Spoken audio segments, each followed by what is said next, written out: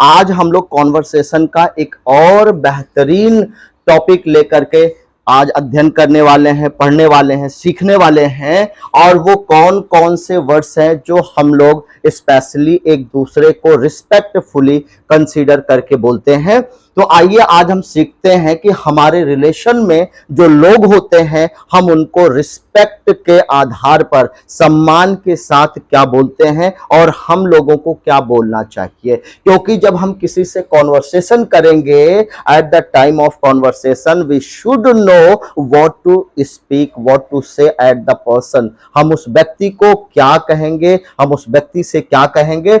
ये कुछ वर्ड्स हैं आपके सामने स्क्रीन पर। चलिए सीखते हैं दोस्तों कि हम इन वर्ड्स को जानते हैं या नहीं जानते। जो लोग जानते होंगे अच्छी बात है, लेकिन अगर प्रैक्टिस नहीं कर रहे हैं तो प्रैक्टिस करना स्टार्ट कर दीजिए। क्योंकि बिना प्रैक्टिस के, without practice you can't speak English. आप अंग्रेजी नहीं बोल सकते, कोई भी लैंग्वेज, इवन आप कोई भी लैंग्वेज नहीं बोल सकते हैं। अगर आप प्रैक्टिस करना स्टार्ट करेंगे तो आप तभी परफेक्ट हो पाएंगे। तो परफेक्शन कब आता है? Perfection comes after practice. जब तक प्रैक्टिस नहीं करेंगे दोस्तों, परफेक्शन नहीं आएगा। कोई भी लैंग्वेज टफ नहीं होती है। जैसा कि हम सभी लोग जानते हैं कि जो लैंग्वेज बार बार प्रैक्टिस में यूज करते हैं वो हमारे लिए इजी होती है। जब एक छोटा सा बच्चा होता है उसे ग्रामर की जरूरत नहीं होती है। वो सीखता क्या है, सिखाता क्या, कुछ नहीं, बस वो केवल वॉच एंड वेट, केवल देखता है और सुनता है, इंतजार करता है उस वक्त का कि वो भी बोलने की प्रैक्टिस करे। तो आप सभी लोग जो है प्रैक्टिस करना स्टार्ट कीजिए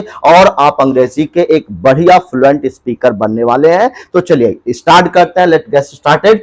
सो ग्रैंडफादर को दोस्तों ग्रैंडपा कहा जाता है। अगर आप नहीं जानते हैं तो जान लीजिए, ग्रैंडफादर को क्या कहते हैं? ग्रैंडपा कहते हैं। यानी हमारे दादा जो होते हैं या नाना होते हैं उनको हम क्या कहते हैं?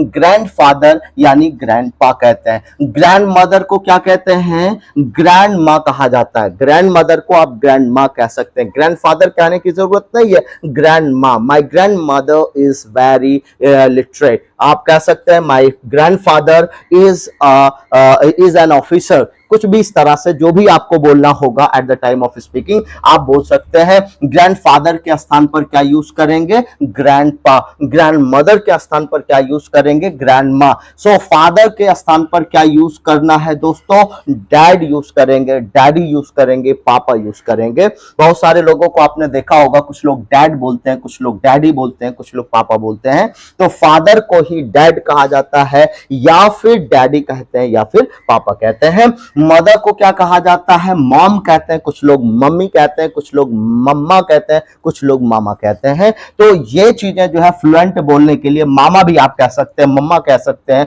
मम्मी कह सकते हैं, मॉम कह सकते हैं। मदर को यानी कि अपनी माँ को हम क्या कहते हैं? मॉम कह सकते हैं, मम्मी कह सकते हैं, मामा कह सकते हैं, मम्मा कह सकते हैं। ओके।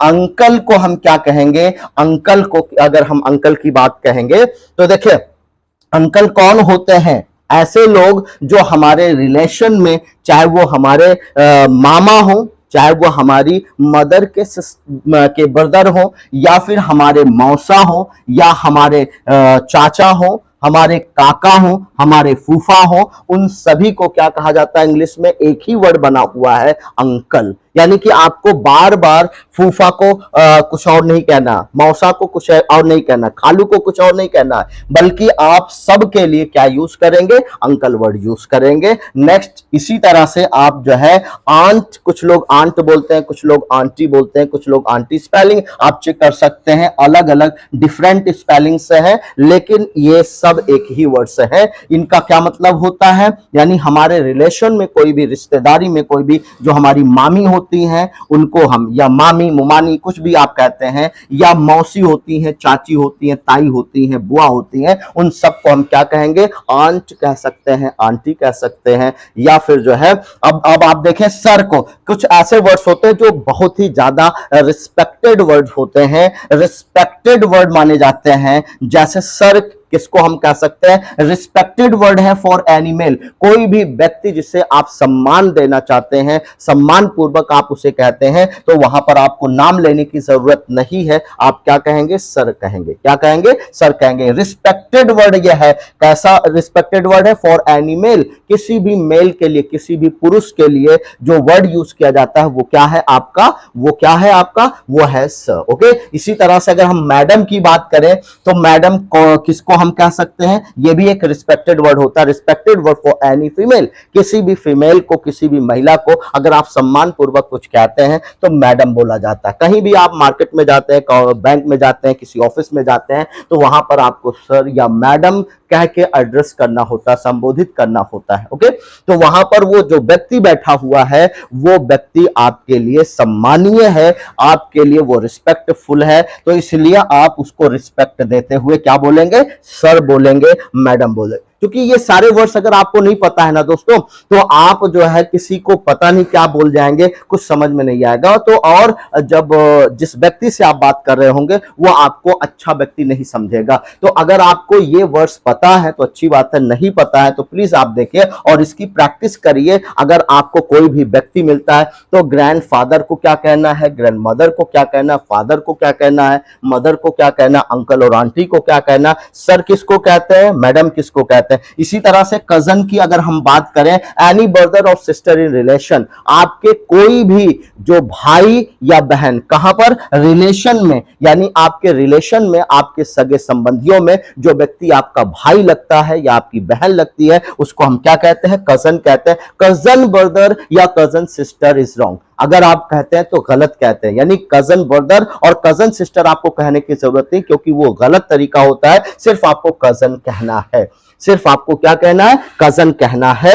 अगर कजन कहते हैं तभी सही कह रहे हैं, यानी कोई भी ब्रदर, एनी ब्रदर और सिस्टर इन रिलेशन, रिलेशन में कोई भी आपका जो भाई होगा या बहन होगी उसको हम क्या बोलेंगे, कजन कहेंगे। मिस किसे किसके लिए यूज किया जाता है, सबको हम सर या मैडम नहीं कह सकते। अगर कोई ऐसी महिला है जो अनमैरिड है, आपको पता है पहले से कि ये महिला क्या है, ये लेडी क्या है, अनमैरिड है, तो वहां पर कौन सा वर्ड यूज करेंगे, मिस यूज करेंगे, MISS। और अगर कोई महिला जो कि मैरिड हो चुकी है, शादीशुदा है, तो उसके लिए, मैरिड वुमेन के लिए क्या यूज करेंगे, मिसेस यूज करेंगे दोस्तों। और अगर आपको बिल्कुल नहीं पता है कि ये मैरिड है या अनमैरिड है, कुछ लोग आजकल ऐसा ट्रेंड चल गया है, पता ही नहीं चलता सी इज मैरिड और अनमैरिड। अगर आपको ऐसी कोई कंफ्यूजन होती है तो मिस ये वाला यूज करेंगे। Okay, miss any women either married और अनमैरिड, कोई भी महिला जो मैरिड भी हो सकती है, अनमैरिड भी हो सकती है, बट यू डोंट नो, अगर आपको नहीं पता है तो आप उसके लिए कौन सा वर्ड यूज करेंगे, मिस यूज करेंगे दोस्तों। तो ये कुछ ऐसे रिस्पेक्टेड वर्ड थे जिनका यूज हम लोग डे बाय डे अपने डे टू डे लाइफ में जरूर करते हैं। तो हमें किस व्यक्ति को क्या कहना है, उसके लिए कौन सा रिस्पेक्टफुली वर्ड यूज किया जाता है, तो ये चीजें आज आपको पता हो गई। तो प्लीज अपने कॉन्वर्सेशन में इनका यूज करिए, और आपको कहीं भी किसी भी तरह की कोई प्रॉब्लम क्रिएट होती है प्लीज कमेंट करके जरूर बताइएगा। आई विल वेट, मैं इंतजार करूंगा और आपकी उस प्रॉब्लम को सॉल्व करने की कोशिश करूंगा। तो चलिए, इस तरह के इंफॉर्मेटिव वीडियोस के साथ अगले वीडियो में फिर मिलेंगे। और जो लोग चैनल पर नए होंगे प्लीज चैनल को लाइक करिए, शेयर करिए, सब्सक्राइब करिए। Thank you so much.